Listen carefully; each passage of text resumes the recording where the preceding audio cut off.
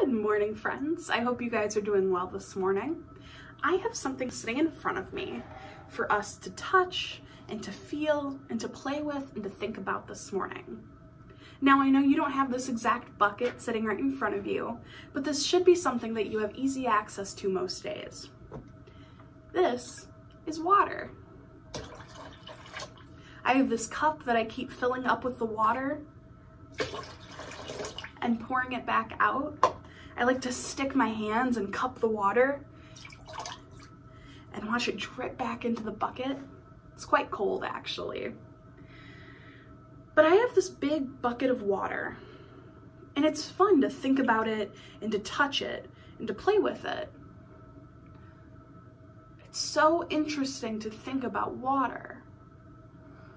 We often don't think about water. It doesn't cross our minds very often. We use it almost every day, but yet we don't usually think about it and what it means for us. What are some things we use water for anyway?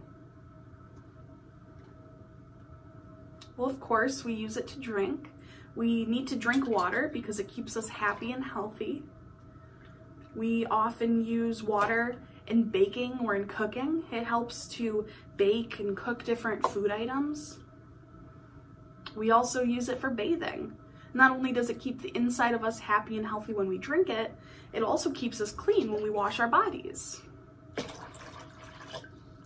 We also use it for fun activities like swimming or boating or fishing, maybe in bodies of water that are a little bit bigger than this one.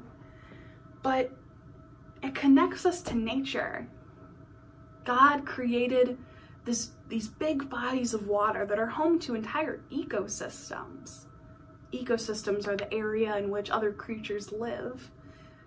Sea life, fishies, little sea plants, coral reefs, sharks and dolphins.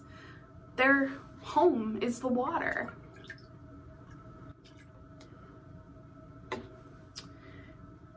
Water is so simple, but we use it for so many things. Water is amazing. God created water and it is so amazing. We can play in it, and when it rains, we can stomp in puddles. And when water mixes with dirt, it makes mud, but it's still so fun to stomp in. It's so amazing all the things that water does for us. It gives us a connection to our creation. Our Creator, God created water for us and for the world and for Earth.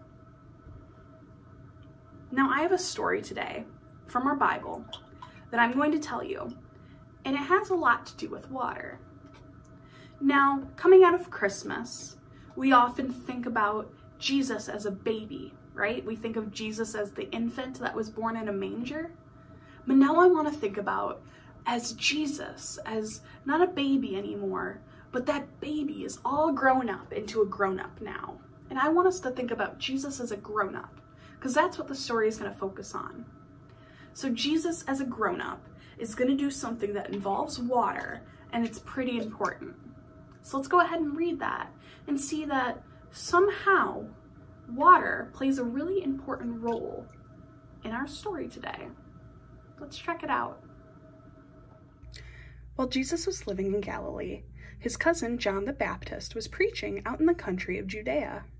The people loved John and came to see and hear whenever they could. Sometimes crowds of people came to see John by the Jordan River.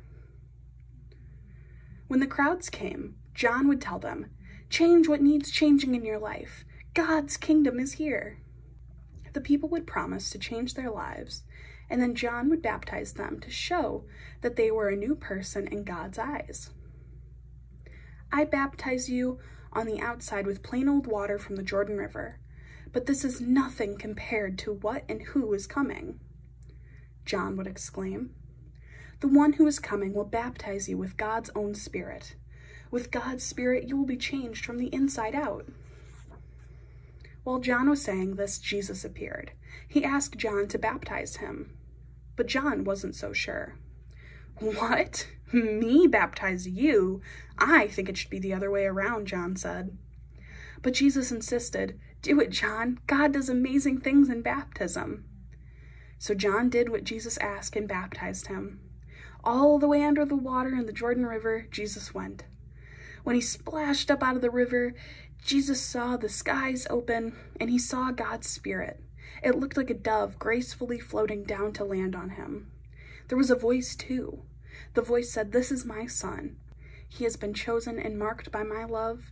He is the great joy of my life."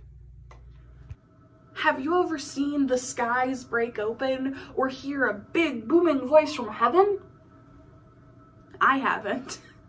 I've never seen that happen or heard that happen before. It can sometimes be hard for us to connect to a story that we have no experience with. So maybe we have no experience hearing big booming voices coming from heaven or seeing the sky break open. But we do know what water is. We know what water feels like. And we can imagine what it felt like when Jesus took that very first step into the water. Have you ever gotten into a pool and you just stick your toe in just a little bit? Or been at the ocean or a river or a lake and you just stick your toe in and it's kind of cold, and then you stick your whole foot in and slowly you get into the water? Maybe Jesus did it that way. Maybe it's a little cold. Or maybe he just ran and jumped right in. Either way, we know what that feels like. We know what that water feels like when he was completely submerged and his hair was everywhere and he was completely covered in water. We know what that feels like. So we can connect to this story in that way. So Jesus was baptized in the water, and this big booming voice says, "This is my son, and I am proud of him. And I love him. He is the great joy of my life."